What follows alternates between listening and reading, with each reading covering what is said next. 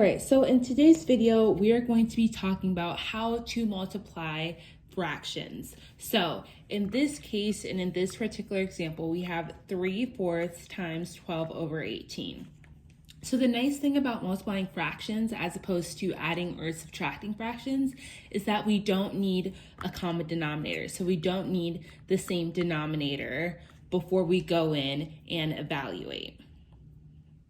We can simply just evaluate by multiplying straight across like that.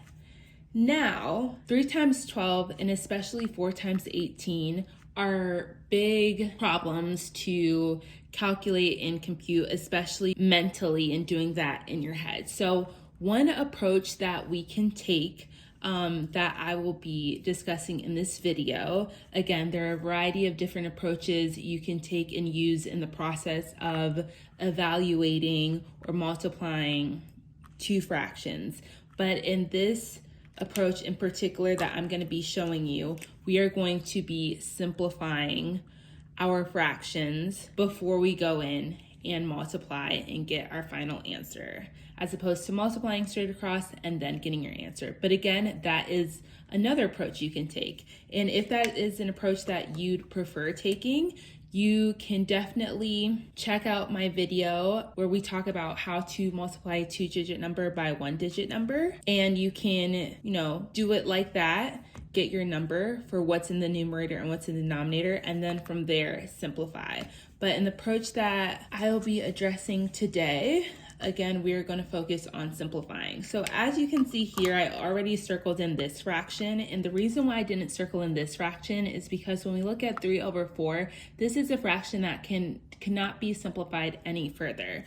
3 and 4 do not have any factors in common. Now, when we look at 12 and 18, these are two numbers that do have factors in common. And so what we're going to want to do is figure out what the greatest factor in common is between these two numbers. So in other words, what the greatest common factor is, or what the GCF is. So we have GCF of 12 and 18. So I'm going to go ahead and just write that fraction down here. And looking at this, we have 12 and 18. So our greatest common factor is 6. So what we're going to do is we're going to take our greatest common factor, 6, and we're going to divide that by our numerator and denominator. So let me write down here actually.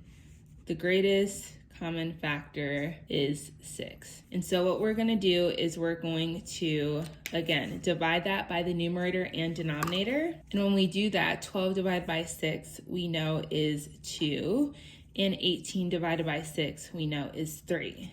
So this is our simplified fraction of this fraction that we initially started off with. And as far as the greatest common factor, and I think I want to make a separate video on this going more in depth, but I'll just explain that up here. When we're looking at the greatest common factor of 12 and 18, we know, okay, so 1 obviously is a factor that both numbers have in common. You can multiply 1 by 12, get 12, 1 by 18, get 18. 2 is another factor that they both have in common. 2 times 6 gives us 12, and then 2 times 9 gives us 18. 3 is another factor they have in common because 3 times 4 gives us 12, and then 3 times 6 gives us 18. And 6 is also a factor that both of these numbers have in common because 6 times 2 gives us 12, and also 6 times 3 gives us 18. So these are the factors for these two numbers. But when we look at the factors, we can clearly see that 6 is the greatest common factor. 6 is the number that's larger than all of these numbers listed right here. So that's how we know that 6 is our greatest common factor.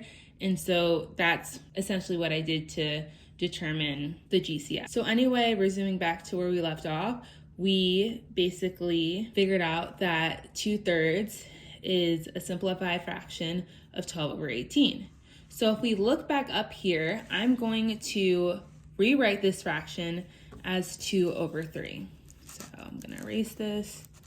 12 over 18 is equivalent to 2 over 3. And so now we can go in and multiply straight across. Again, we do not have to worry about getting having any sort of common denominators. We can just multiply straight across. So now we'll multiply straight across, and we get 3 times 2, which is 6, and 4 times 3, which is 12. And so looking at 6 and 12, the greatest common factor between these two numbers is 6. So if we divide our numerator and denominator by 6, we get 1/2. This is just one method or one approach to take to make the process easier and to get to your final answer, which is 1/2. Thanks so much for watching. I hope this helped. Wait, before you leave, go ahead and check out these lessons up above. You can watch this lesson, or you can watch that one, or you can watch both. Oh, and while you're at it, please do me a huge favor and subscribe to my YouTube channel. You can do so by clicking out of this video and hitting the subscribe button. Thank you so much. Bye.